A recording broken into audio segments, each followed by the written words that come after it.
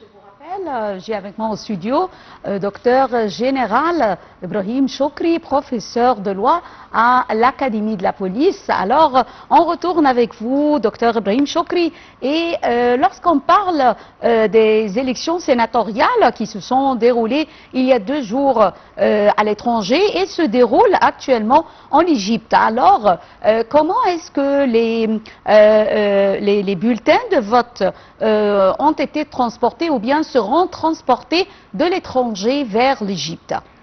Bon, il y a des voies aériennes pour transporter ces bulletins de vote. Il y a aussi des moyens électroniques modernes qui peuvent arriver et à dire quels sont les résultats qu'ils ont faits selon la surveillance des juges et aussi des ambassadeurs égyptiens qui se trouvent dans des ambassades à l'étranger et des consulats. Et même chose ici à l'intérieur de l'Égypte.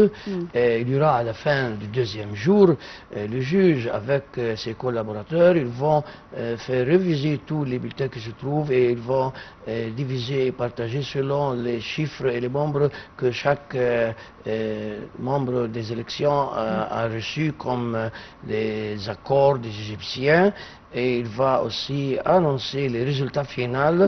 Là, il y aura l'autorité générale et nationale des élections va regrouper tous ces chiffres et ces nombres afin de déclarer qui a gagné dans ce genre de concours, si on peut le dire. Alors, les personnes responsables du dépouillement des bulletins de vote, soit des résidents à l'étranger ou bien des Égyptiens qui se trouvent ici, alors sont les juges et les conseillers.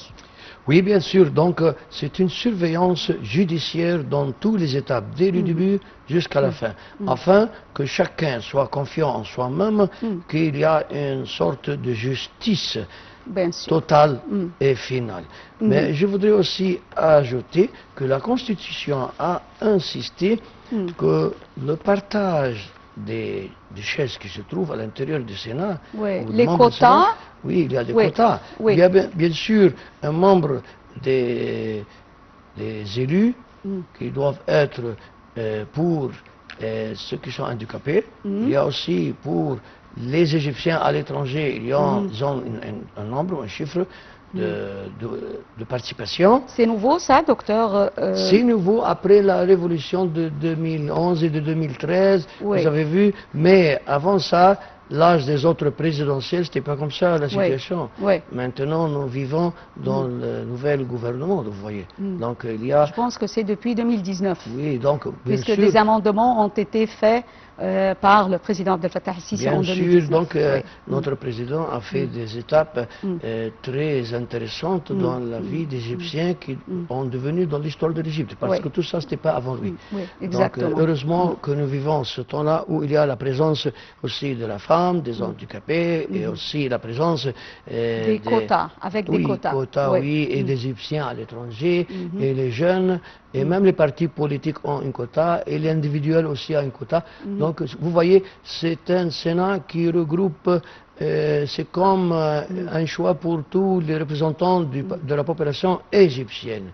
Aussi, si vous permettez, moi, de dire ce que vient de dire notre chère correspondance Elham Hussein, qu'elle a trouvé devant les zones électorales. Il y a des vieilles femmes et des vieils hommes aussi.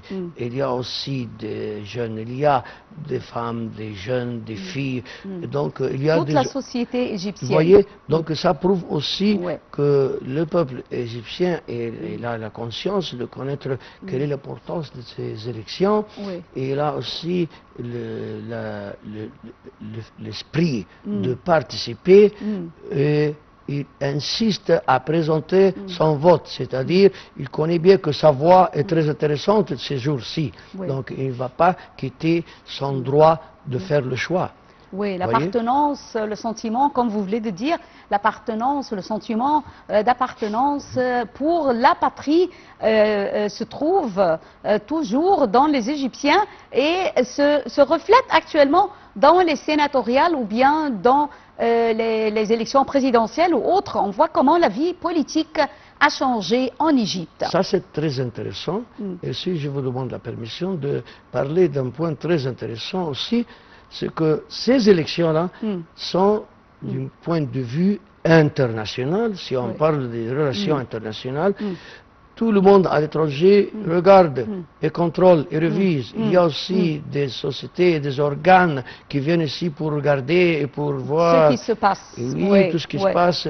Donc vous voyez qu'il y a une présence d'un peuple égyptien qui connaît bien son droit, la démocratie.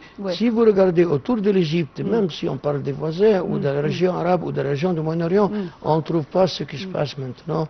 Restez avec moi toujours, docteur Ibrahim Choukri, général Ibrahim Choukri, restez avec nous et on retourne avec Rihem et le déroulement des bureaux de vote actuellement, le déroulement des élections sénatoriales.